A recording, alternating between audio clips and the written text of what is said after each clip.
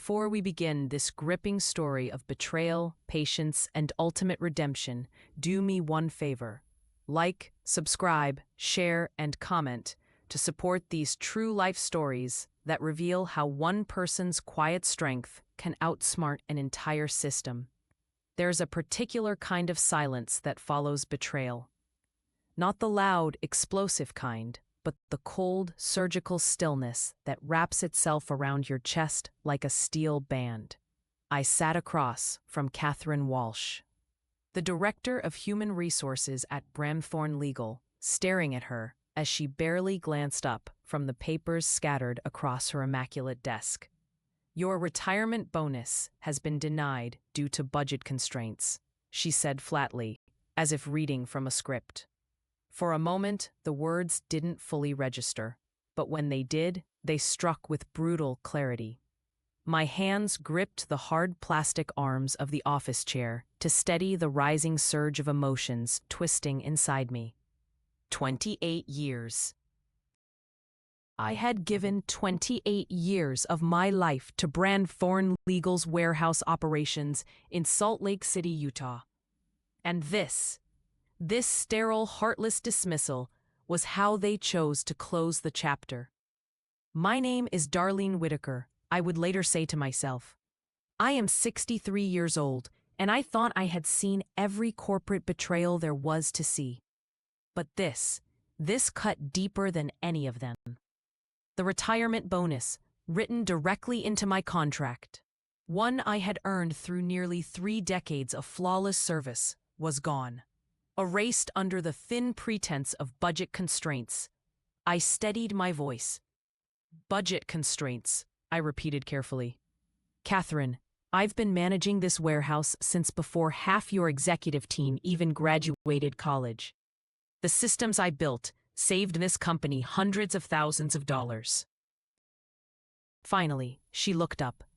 Cold eyes met mine with the well-practiced apathy of someone trained to deliver bad news without flinching. "Darlene, we appreciate your service," she said, with an insincere softness that made my skin crawl. "But times have changed. We need fresh perspectives and modern approaches to logistics management."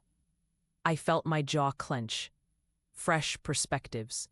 As if decades of flawless operations were now obsolete. As if my perfect accident-free record for more than a decade meant nothing.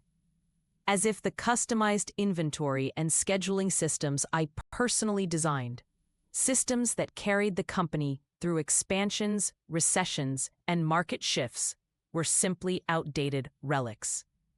"Who's replacing me?" I asked, though I already suspected the answer would only deepen the wound. Her lips twitched, almost with excitement. "Blake Morrison, from Trenwick Consulting. He specializes in warehouse optimization and digital transformation." Blake Morrison. The name had been circulating around the warehouse for weeks now. Young, flashy. The kind of consultant who dazzled executives with jargon-heavy presentations while charging astronomical fees to recycle ideas people like me had already refined through years of experience. I pressed on. "And my bonus?" She shifted awkwardly, feigning another glance at her papers. "As I said, the company is undergoing financial restructuring. Non-essential expenditures have been suspended. Non-essential. 28 years. My bonus was now classified as non-essential. I felt something cold and sharp settle deep in my chest. Not grief, not even rage, but a familiar instinct. The same instinct I'd relied on when I spotted discrepancies in inventory reports or noticed safety violations others missed. The instinct that whispered, "Something here is very, very wrong." But I did not let her see it. Instead, I smiled. "I understand completely, Catherine. These things happen." The relief on her face was almost comical. She believed she had neutralized me, that I would walk away quietly. But Catherine Walsh, like so many in corporate America, had no idea who she was dealing with. As I made my way back to my office for what would be one of the last times, my footsteps echoed through the warehouse halls, a place that had become as familiar to me as my own home. I remembered the first day I'd walked into Bramthorne Legal. I was barely 18, straight out of high school, back when this company was just a single, mid-sized law firm with one warehouse location. Over the decades, I'd helped it grow into one of the largest legal service providers in the western U.S., with multiple warehouse hubs across 4 states. My late husband, Thomas, used to tease me gently. "You care more about that warehouse than you do about our house." And he wasn't wrong. I had poured my heart, my soul, and every ounce of my energy into building something that worked. Something lasting. The processes, the safety protocols, the custom-built inventory systems, they all bore my fingerprints. The relationships I'd cultivated with my team ran just as deep. Jacob Williams, who started under me 15 years ago as a floor associate, now managed the entire night shift thanks to the mentorship I'd given him. Patricia Evans, our sharp-as-a-tack inventory specialist, still used the filing system I taught her 8 years ago when she nervously fumbled through her first week. Even the new hires knew one thing. When problems arose, they went to Darlene. But now all of that would be handed over to Blake Morrison, a consultant who, I suspected, had never once spent a full shift on a warehouse floor. I had seen his type before. They parachuted in, wearing their tailored suits and expensive shoes, armed with PowerPoint slides full of buzzwords like synergy and streamlining operational paradigms. They would observe for a few weeks, run their simulations, and then regurgitate ideas already in place, rebranding them as groundbreaking innovations while billing the company 6 figures for the privilege. But what Catherine Walsh and her boardroom of executives didn't know was that I had quietly prepared for a moment like this many years ago. Not this exact scenario, but something like it. Because one thing I learned early in my career was that in corporate America, loyalty was rarely a two-way street. Companies demanded it, but they seldom returned it. And that was why, 15 years ago, when I renegotiated my last major employment contract, I had inserted certain protections. Quiet protections. Protections I had never spoken of aloud, not even to Thomas. Protections that were about to become very, very important. The following morning, the warehouse buzzed with a tense undercurrent. Employees gathered near the break room, exchanging whispers. Faces wore uneasy expressions, the kind that emerge when people know change is coming, but don't yet know its shape. I had seen this scene unfold more times than I could count throughout my career. Today, the spotlight would fall on Blake Morrison. I stood quietly at the back of the room, deliberately out of the way. My job now was to observe, to let the inevitable unfold. Blake entered with the theatrical timing of someone who'd spent years perfecting his stagecraft. Early 30s, crisp navy suit, perfectly knotted tie, hair immaculately styled. His smile was wide, practiced, and insincere, just polished enough to signal authority, without entirely alienating the people he was about to overhaul. "Good morning, everyone," he said, voice amplified just enough to command attention. "I'm Blake Morrison from Trenwick Consulting. I've been brought in to help modernize your warehouse operations and bring Bramthorne Legal into the 21st century." A slideshow projected behind him, filled with colorful charts and empty jargon. Complete logistics transformation, streamlined inventory solutions, dynamic resource allocation. I recognized the language instantly. Consultant buzzwords wrapped in expensive packaging, designed to dazzle executives and frighten employees into submission. What we're looking at here, he continued, clicking to the next slide, is a complete transformation of your existing processes.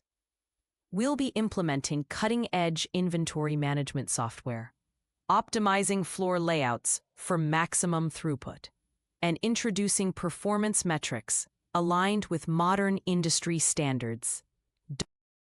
I scanned the room. Many of the younger employees wore expressions of forced neutrality. The veterans, however, people like Jacob, Patricia, and Danny, looked skeptical. They had lived long enough in this warehouse to recognize when someone was selling promises they couldn't keep. Jacob raised his hand. What about the systems we're already using? Darlene spent years developing processes that have worked pretty well for us. Blake's smile tightened, though his voice remained smooth. And that's exactly the mindset we're here to evolve. We can't cling to legacy processes simply because they feel familiar. Old-timers like Darlene may have done well for their time, but modern logistics requires real-time analytics and adaptive workflows. He didn't even glance my way. But the insult was clear, calculated. It was meant to establish dominance, to position me as obsolete in front of my own people. The room grew still. Several employees instinctively looked toward me, awaiting some form of reaction. But I offered none. Instead, I simply nodded, maintaining a soft smile, as if Blake's words were entirely reasonable. Inside, I wasn't angry. I was patient.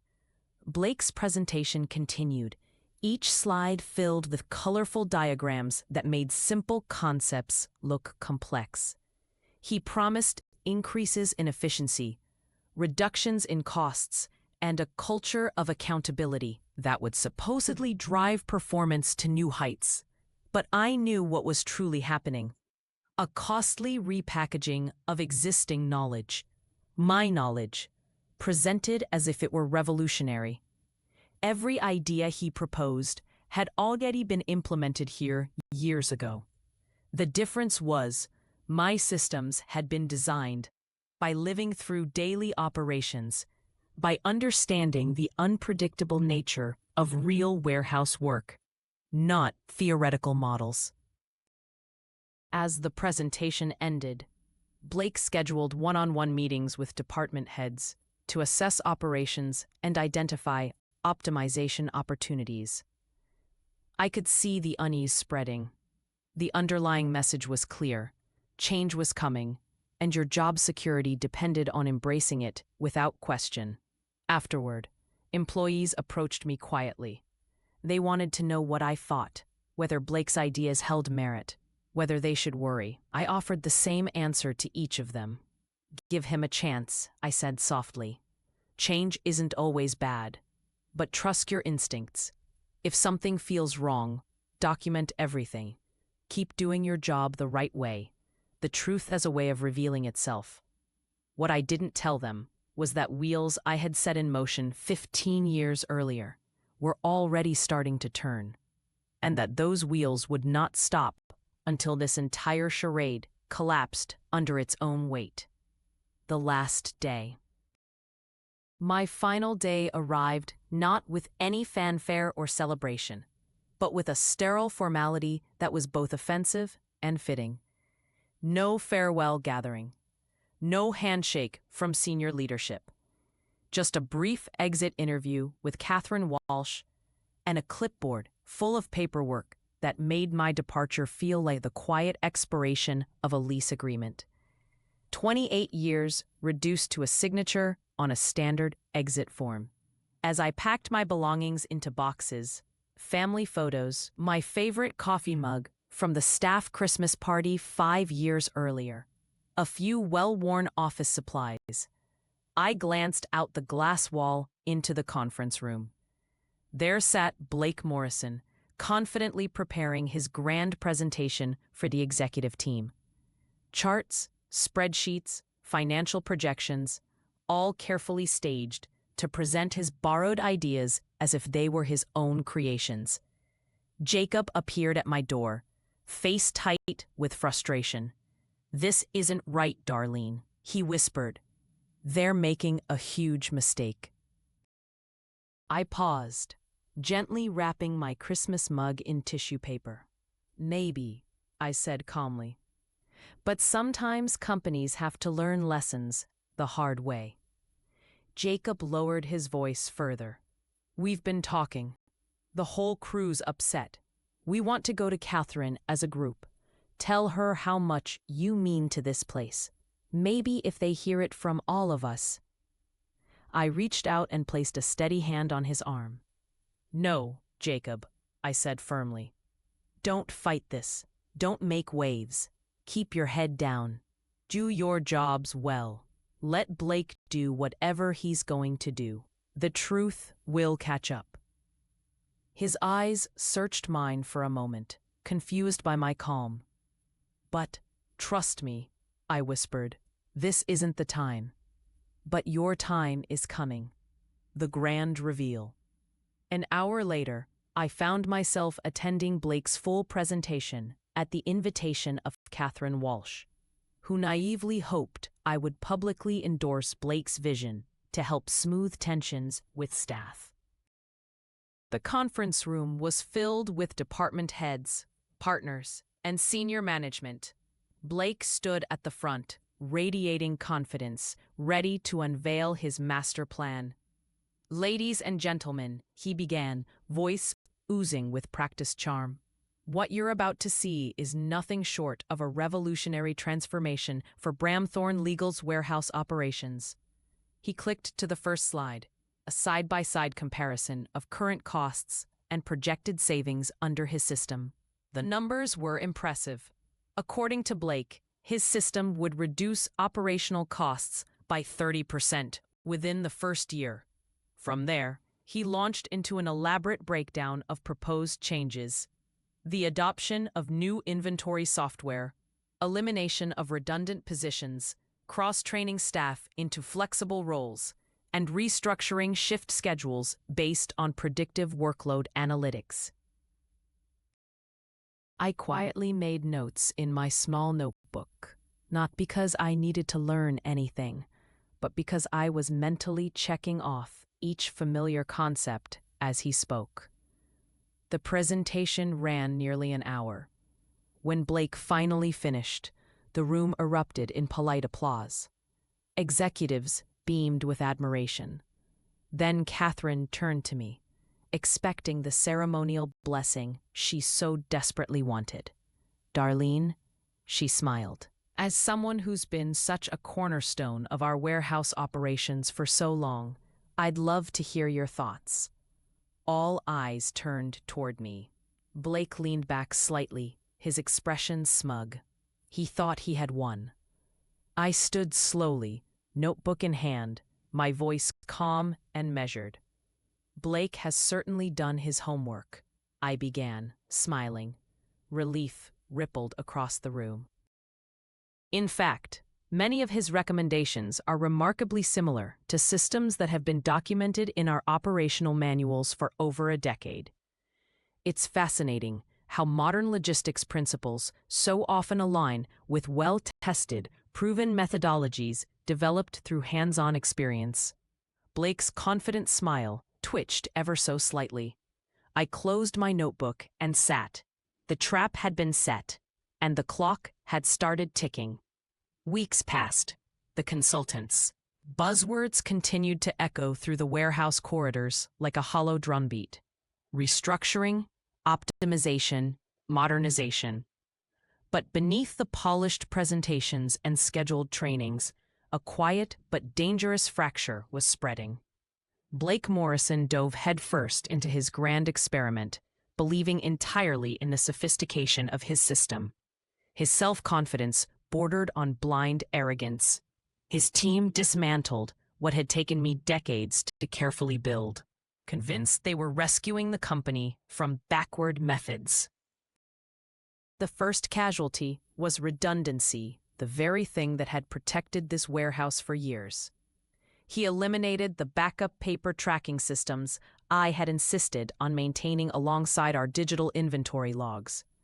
Redundant inefficiency, he called them. But they were never about inefficiency. They were safety nets, built from experience, designed to catch the inevitable human or technological error that no algorithm could fully anticipate. The second blow came when Blake replaced my custom-built inventory software, a system fine-tuned over 3 years to accommodate the warehouse's unique needs, with an off-the-shelf generic package that promised seamless integration and real-time analytics. On paper, it sounded brilliant. In practice, it was a ticking time bomb. Training for the new system was rushed. The learning curve was steep. The new interface didn't fully accommodate special orders, historical data, or irregular shipment schedules. The warehouse floor began to tense under the strain of unfamiliar tools poorly suited to real-world demands. The worst blow, however, was the shift scheduling model, Blake's so-called dynamic resource allocation. To executives, it sounded like cutting-edge efficiency. To anyone who had spent a lifetime on the floor, it was sheer lunacy. Warehouse operations rely on institutional knowledge that can't be fed into spreadsheets. Jacob Williams knew instinctively which clients regularly altered their delivery schedules at the last minute. Patricia Evans could spot damaged or mislabeled inventory with a single glance. Danny Rodriguez could forecast weather delays simply by watching seasonal freight patterns. Blake's system treated these people like interchangeable cogs, assigning them randomly to different departments based solely on fluctuating workload forecasts. As a result, expertise was lost with every shift change. Errors multiplied. Processing slowed. Delays rippled across every division. 3 weeks after my departure, Jacob called me at home. "Darlene, I don't know what to do," he confessed, his voice tight with frustration. "The software's crashed twice this week. We lost an entire shipment because nobody knew how to correct the tracking codes. And Blake is blaming the staff for resisting change." I had been expecting this call. "How are you holding up personally?" "Honestly, I'm thinking of leaving. Half the guys are talking about quitting. This place isn't what it used to be." That was the most dangerous consequence of all. Skilled warehouse employees weren't easy to replace. When they left, they took years of unrecorded knowledge with them. "Jacob," I said gently, "I need you to hold on just a little longer. I know it's difficult, but trust me. This will resolve itself sooner than you think." There was a pause. "How?" "Just keep doing your job. Document every problem. Follow every safety protocol to the letter. And when the time comes, management will finally realize who truly knows how to run this warehouse." 2 days later, Patricia Evans called with an update that confirmed both my worst fears and my quiet hopes. The new inventory software had miscalculated reorder quantities for 3 of our major clients. The error triggered stock shortages that forced the company to scramble for emergency overnight shipping at premium rates. The cost of that single mistake, over $10,000. Blake's solution? Mandatory retraining sessions for all warehouse staff, as if the fault lay in their abilities rather than his flawed system designs. "He's also bringing in another consultant," Patricia whispered. "Someone for change management and staff optimization. More consultants, more fees, more layers of chaos." The spiral was accelerating. Exactly as I had seen it happen in other companies where theory was mistaken for competence. But this time was different. Because this time, I had been preparing for 15 years. The breaking point. It came exactly 5 weeks after my official departure. A Thursday morning, according to Danny Rodriguez, who called me the very afternoon it happened. It all started with what Blake later referred to as a minor operational hiccup. The dynamic scheduling system, in its infinite wisdom, assigned 3 newly hired temporary workers to the receiving department that morning. None of them had prior warehouse experience. Jacob Williams, who should have supervised them, had been shifted to shipping. Patricia was filling in for a sick coworker. The regular receiving supervisor was attending one of Blake's mandatory leadership enhancement trainings. The temporary workers, following Blake's newly standardized procedures, mistakenly processed an incoming shipment of highly sensitive legal documents. Without knowing the protocols, they stored hundreds of boxes in the wrong part of the warehouse, placing moisture-sensitive files into a standard, high-humidity section instead of the climate-controlled archive where they belonged. By the time anyone discovered the error, over 200 boxes of irreplaceable legal documents had suffered moisture damage, including original contracts, court filings, and client records dating back more than 30 years. The client? One of Bramthorne Legal's largest accounts, a Fortune 500 company whose business alone represented nearly 10% of Bramthorne's annual revenue. The fallout was immediate. Blake spent 3 hours locked in the executive conference room with the partners. Angry voices carried through the office walls. Phrases like liability exposure, malpractice insurance, and breach of contract drifted into the hallway. When your entire business revolves around protecting your client's legal interests, losing client trust is not merely bad, it's catastrophic. What's Blake saying? I asked Danny quietly later that evening. He's blaming the temp workers. Says they didn't follow procedures. Says permanent staff should have been supervising better. Classic consultant talk. Of course, they never blamed the systems. Never blamed the flawed theories that created the disaster in the first place. It was always insufficient compliance, lack of engagement, or poor implementation. But unlike the mid-level managers Blake was used to manipulating, Bramthorne's senior partners were lawyers. And lawyers, by nature, understand liability. They know when someone is trying to reframe accountability. They know when legal risk becomes corporate suicide. This wasn't an internal HR squabble anymore. This was potential malpractice.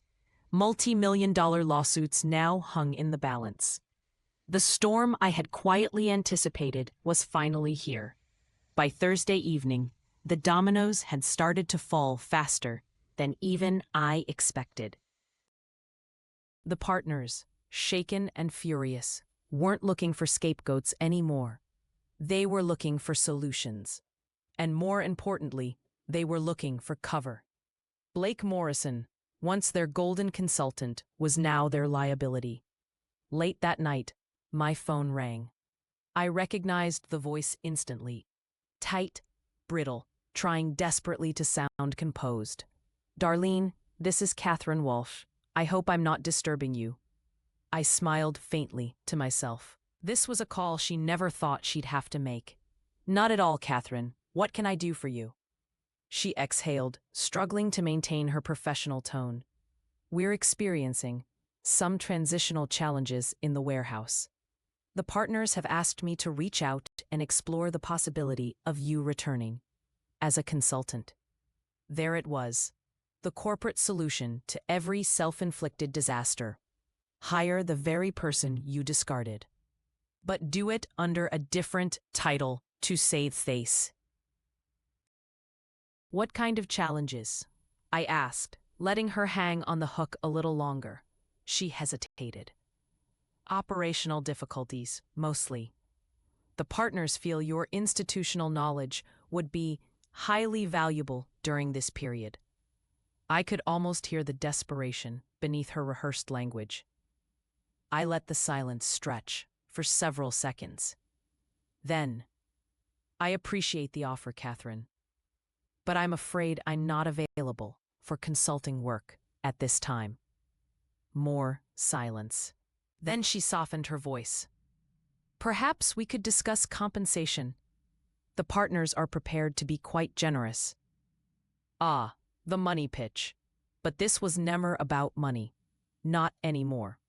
It's not about compensation, I said calmly. It's about timing. And Catherine, you may want to have legal counsel review my personnel file before we continue this conversation. The pause that followed was pregnant with realization. You're referring to Section 12.7, I said simply. It's all there. I hung up before she could gather her thoughts. The next move belonged to them. The contract. At precisely 9:15 the next morning, my phone rang again. This time, it wasn't Catherine. Miss Whitaker, this is Robert Harrison from Bramthorne Legal's corporate counsel office. His voice was colder, wrapped in the carefully neutral tone of a man accustomed to managing legal disasters. I understand there's a contractual clause that has surfaced. One included in your 2009 employment agreement. Yes, I replied evenly. Section 12.7. Could you clarify its scope for me? I'd be happy to, I said, reciting the language I had memorized for years. It stipulates that should Bramthorne Legal, within 5 years of my departure, implement any operational procedures I previously documented during my tenure, using external consultants, the company shall owe me compensation equal to 3 times my final annual salary, plus accrued interest, at prime plus 2%. Another long pause. And what procedures would this include? I smiled, sipping my coffee. Inventory tracking systems, safety protocols, scheduling methodologies, quality control procedures, emergency response plans, equipment maintenance schedules, staff training protocols. Essentially, all of the systems Mr. Morrison just rebranded and presented as new innovations. I could almost hear the calculator whirring in his head. And you have documentation? Of course, I replied smoothly. In fact, I have Blake Morrison's full PowerPoint presentation from his initial executive briefing, delivered the day I left, where he outlines my systems under different names. Robert Harrison's silence was heavy with unspoken dread. Ms. Whitaker, may I suggest we schedule a formal meeting to discuss this matter? Of course, I said, my voice pleasant. Should I bring my attorney? That might be advisable. The reckoning. By Monday, the situation inside Bramthorne Legal had escalated to full crisis. My attorney, Margaret Foster, had spent the weekend meticulously preparing the formal demand package. The numbers were brutal. My final salary had been $87,000. Triple that was $261,000. 15 years of accumulated interest brought the total just over $400,000. But Margaret discovered something else buried in the original contract. Additional penalties if payment was delayed beyond 30 days. Legal fees, punitive damages, and, worst of all for Bramthorne, no arbitration clause. This dispute would land squarely in open court if they resisted. Catherine called me again at 8 a.m. Monday morning, this time skipping the corporate pleasantries entirely. Darlene, please, is there any way we can resolve this quietly? What do you have in mind? The partners, they're concerned about the financial impact. Is there any room for negotiation? I let the silence breathe before delivering my terms. Yes, full payment of the contractual amount, immediate termination of Blake Morrison, and my retirement bonus, which was wrongfully withheld. All delivered within 10 business days. The pause on the other end was long and heavy. "I'll take your terms back to the partners," she whispered. By Friday afternoon, the deposits hit my account. $423,000. Blake Morrison was fired that very morning, escorted out of the building with none of the dignity I had once quietly preserved for myself. My long-denied retirement bonus was processed and scheduled to arrive the following week. But that wasn't the part that satisfied me most. That came in the form of a phone call from Jacob Williams that same evening. "Darlene, I don't know what you did," he said, voice filled with awe. "But Blake's gone, and today management told us to revert operations back to your old systems until further notice." "How does it feel?" Jacob exhaled. "Like coming home." The warehouse stabilized quickly once the chaos ended.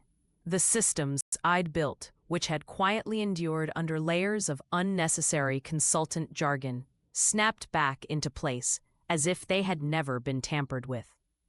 The staff settled into familiar rhythms, productivity rebounded, client complaints stopped. It was as if the entire company had exhaled a breath it didn't realize it was holding. Within a month, customer satisfaction returned to pre-Blake levels. Inventory errors dropped dramatically. Emergency shipping costs evaporated.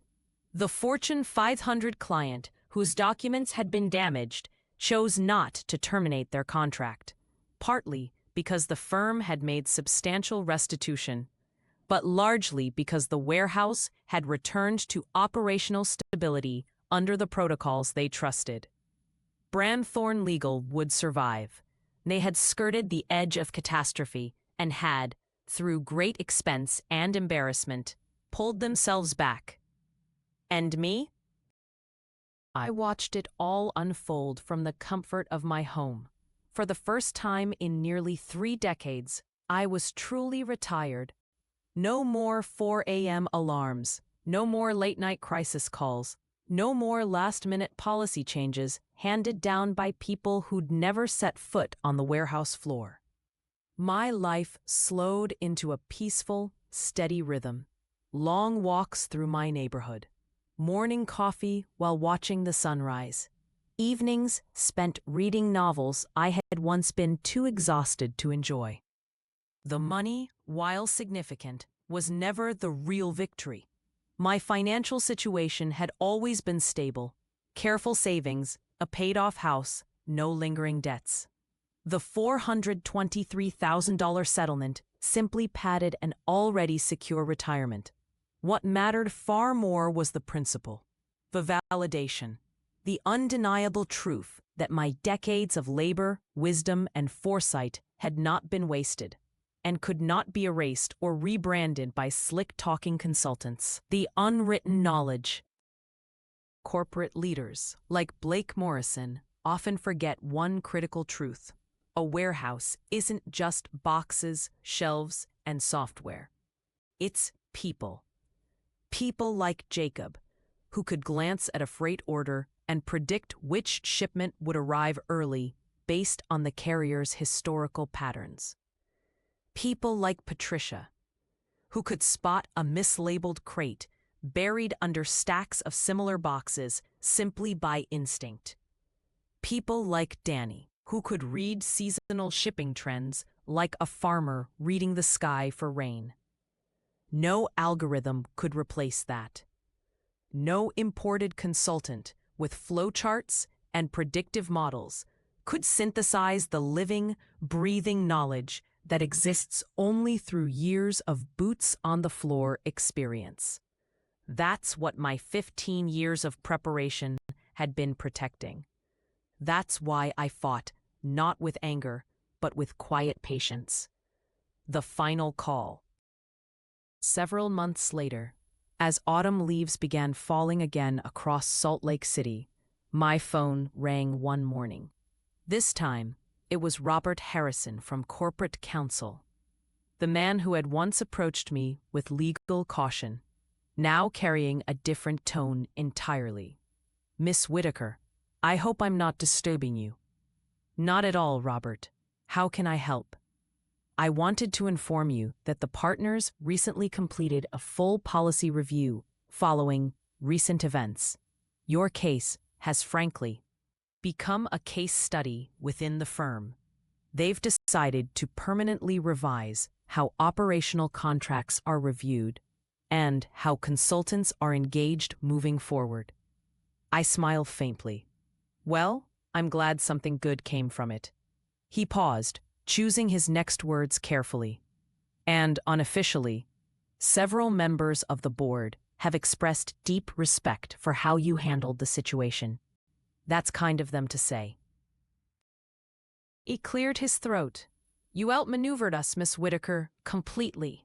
And you did it with a level of grace most people wouldn't have shown." I offered only a soft chuckle. Sometimes the best revenge is quiet and very, very patient. The real victory. As the year rolled into winter, I found myself reflecting often on the strange arc of my final year with Bramthorne. It would have been easy, satisfying even, to grow bitter, to rage against the betrayal, to resent those who discarded me after I'd given them nearly 3 decades of my life. But instead, I chose something else. I chose patience. I chose preparation. I chose to let the truth speak for itself. Because in the end, there's no argument louder than undeniable results. Blake Morrison came in with buzzwords. I left with compounded interest. He built castles made of theory. I stood upon foundations made of experience. And while his grand revolution collapsed in 5 weeks, my quiet work carried the company for 28 years,